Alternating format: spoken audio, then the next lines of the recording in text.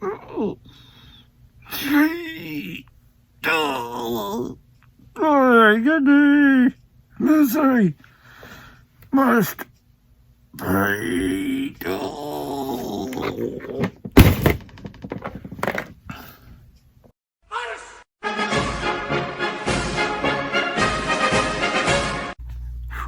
Good afternoon, everyone.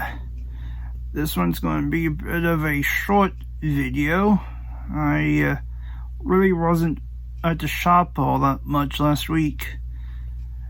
I had an abscessed tooth, and that sucker really hurt a lot.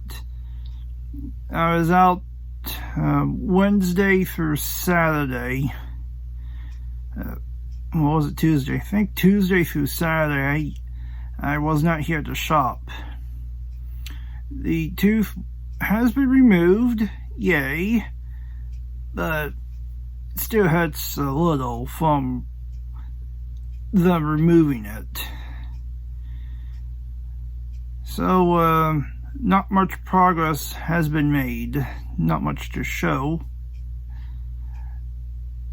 But when I was editing last week's, I noticed that there are a few things I said I would cover, but really did. So to make up for the lack of progress, I will show you arguably two different forces.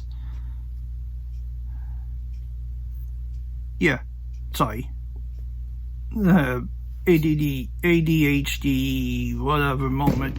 I lost track of what I was talking about.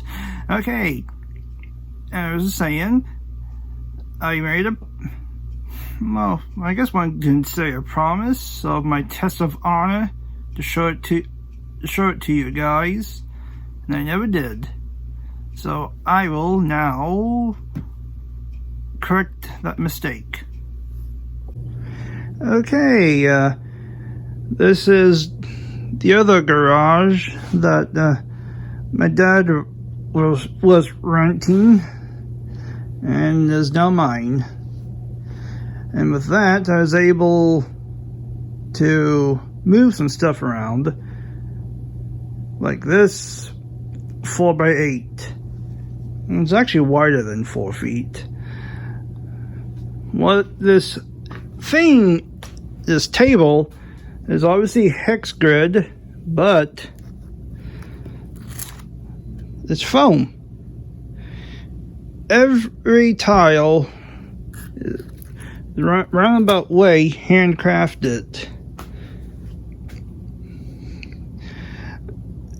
I used the what is called the Hex Terrain Toolkit. I had learned of this on Kickstarter, but I missed it.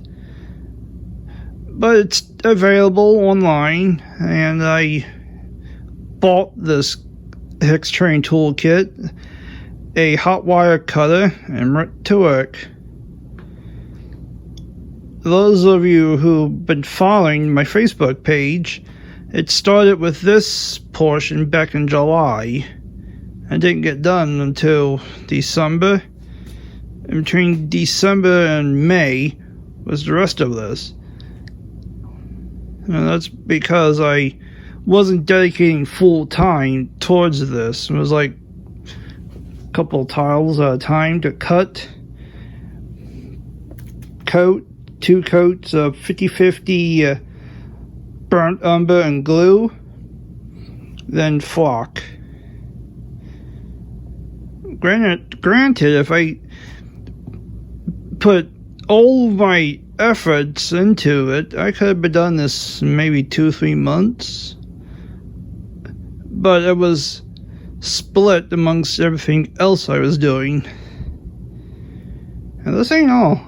I have hundreds of spare tiles just waiting for use. And this trench section is temporary. When I get a few battles on this table, this whole section would probably be replaced. Maybe the whole board. Anyway, side distraction. Now for the army focus. Okay, we shall begin with this clan. I still don't have a name for him. I've been trying to come up with one for a while. Ew, this is awesome.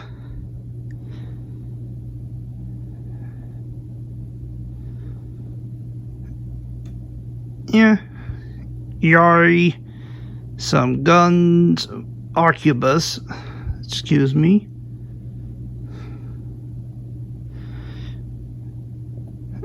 Alright, now we should go to the neutral party. Here we go with the neutrals, like, the ninjas, Pauper bandits, and the Sohei.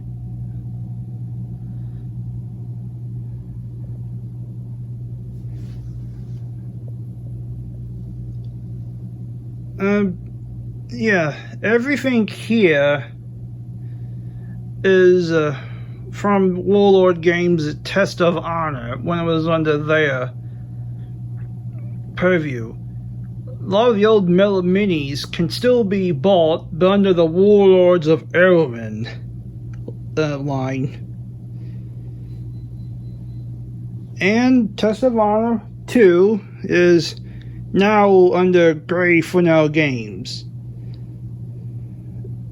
Alright, now I go into the third biggest clan. Alright, here we go. The third clan. The Kusaferuda, or if I recall right, Greenfields clan? Yeah, they have a little bit of a backstory with their creation. I will show the force later. In fact, you can see him back there. Before Test of Honor came out, I was buying the plastic minis from back when they were War Games Factory, if I recall. And I began building up a force for a game that my wargaming club was one of the members was demoing, called Chaos Wars for Raul Partha Iron Wind medals for those in the States. Same thing. I'll post a link down the bottom. It was a fun game. Still is. I enjoy it. It's been a while since I last played it because of well, I think we all should know by now.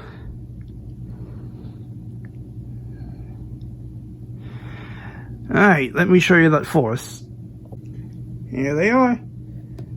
The origins of the Kusaferuda clan. Keys, sorry. Alright. Yeah, this one's a bit of a mixed bag.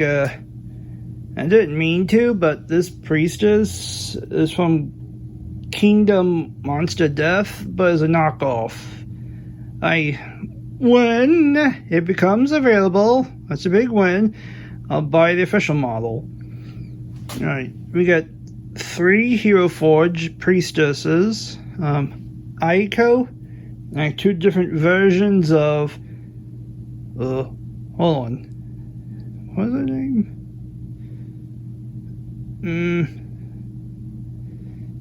I gotta look at my stash sheets. Shame.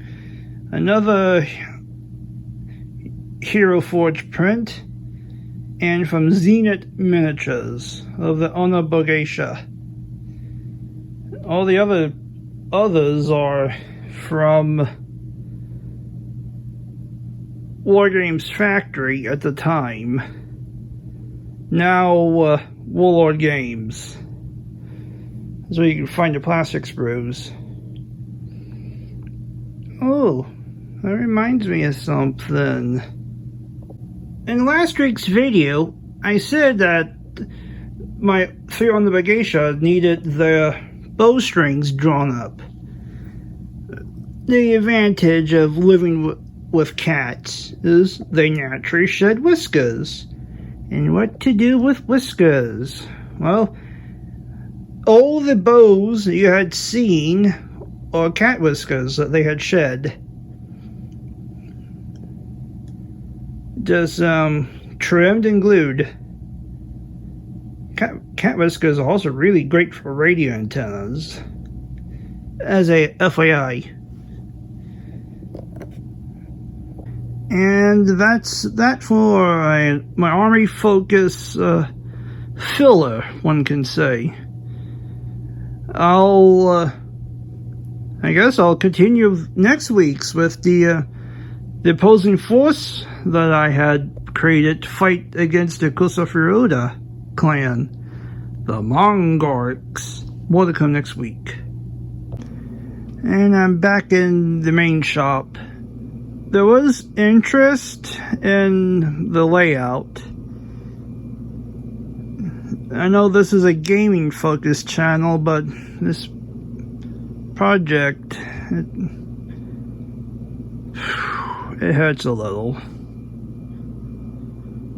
Alright, well, what we have was the original section. We had one line ran by itself around the layout. Then we had another line that would hold on, let me get this straight. There it is. That would come off the main and go, let me try to get it. There we go, and go up.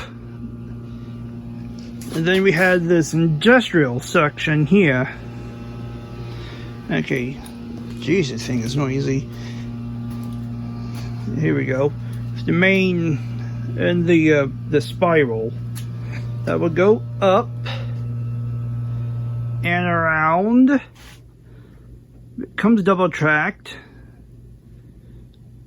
then back to single, then start heading down. Now, this wasn't enough trains rolling for my dad's liking, so we widened it for 2 tracks to go on the outside. This created a bit of a logistical problem because it required a lot of track pulling. Like here in this area, for example, it's a crossover, but also this section is going to be replaced with a number 6. Hold on, let me see here. This is a okay, this is a number 5. That's right, a number 5. This straight section is a switch, is a number 5 left. I need a number 5 right. And the pretty much comes off and connects through all this. Then the 2 tracks will continue it down where we have to all get into the siding that we put up. Go through, come back out, come straight, then back in. But this is creating another problem. I'll talk about the problem in a little bit, but here's the it's like another mini industrial freight area that my dad was putting up. Each end has a station, and this one is the Pensy station, and the other side is a B&O station. Before I get to the station, here we go. Pretty much, my dad did the planning. I was mostly responsible for the building. Pretty much 90% of this is my work. And I have some experience with a prior layout, 2 actually. One of them we built to sell. Right. Pretty much, what I have done is I got the screen mesh laid down with liquid nails. Thank you. After that, it is applied with it's like a paper mache. I'll have to show you the bag when I get done here. Then it became the painting, which was oh, I can't remember what I used. Besides grays and browns and a black wash. That's all I can remember. It's been so long ago. Alright, and a little B&O station. There we go. Sculpt mold from Amico. I love this stuff. Really easy too. And it dries quick if you're not careful. And that's it. That's really all there is to say about the layout. Yeah. All of these trains, they haven't moved in months.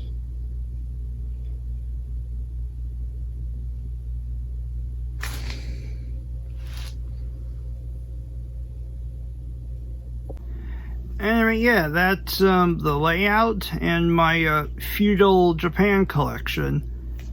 I am in the midst of switching over from Chaos Wars to Oathmark. I have the bowls. Nice. I just gotta eventually sit down and see what I got points wise. I still got sprues, lots of sprues, to build more troops if need be, which is a high possibility since they're going from groups of 12 down to groups of 5, 10, 15, 20. So I might need to build a few to a lot, depending upon what I got. As for the rounded bases, for those on a test of honor, I can go one of two ways. I can find movement trays, I know they exist, that you can put down 25 mil round bases into a movement tray. I seen them. If not, I'll have my brother print some up. Or I can take our drill press and get to work, making my own that way. Old school. Which I'll probably do. Because it's me. I like doing things. Oh, excuse that thought. Sorry about that. My brain skipped ahead. The second option for me is use what my club helped develop. It's a rule set called Feudal Patrol. A few of you might have heard the Albedo AC 164, if I remember right, or Combat Patrol. I'll post the links in the bottom where you can find these. If I remember, do forgive me. If I do forget, just hound me on comments and I'll do the necessary edits. And hold on, I'm trying to think here. Nothing is scripted. It's all flowing in my head, and it's really difficult to get things lined up on the fly. Sorry. So, Feudal Patrol. It's a game where you develop. Well, there's no movement trays. All the minis can be on any base. Really helps you throw around. It's not skirmish based. It could be. It's more for like but it's not mass either. It'd be like for like war bands of 2 to 3 groups, each group having 4 to 6 minis in it. And it's no points. It's not points based either. It's more scenario based.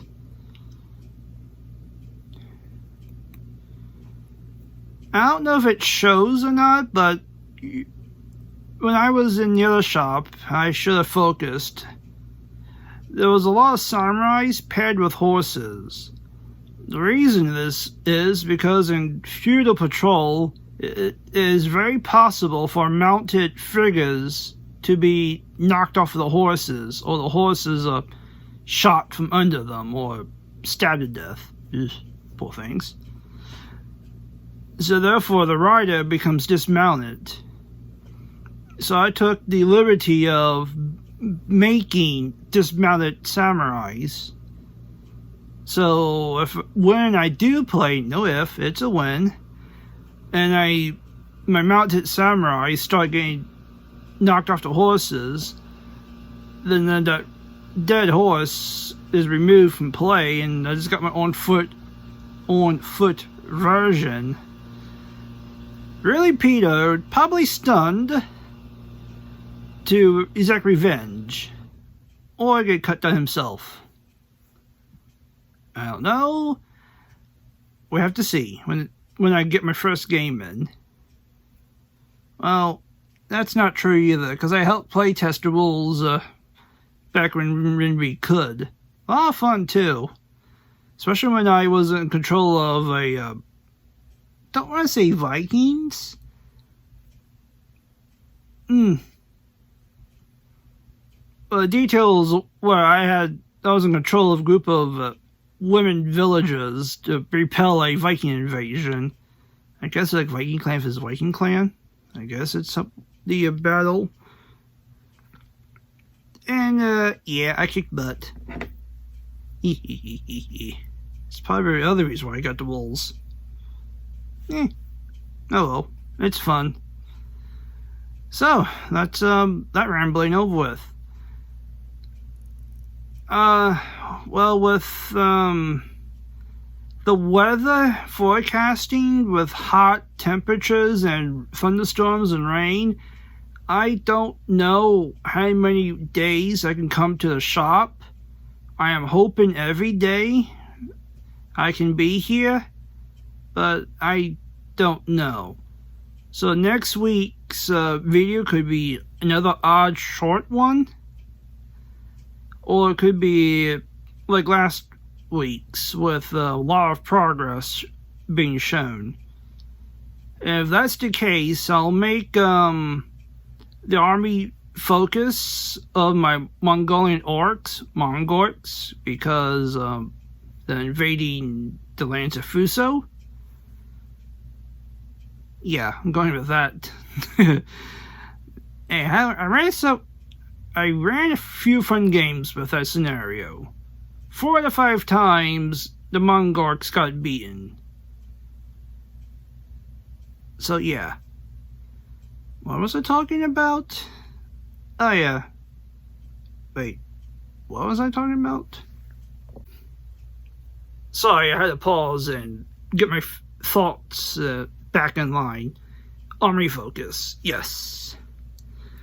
So if next week's end up being a regular video, I'll make the Mongolian Orc video, army view, whatever, its own video.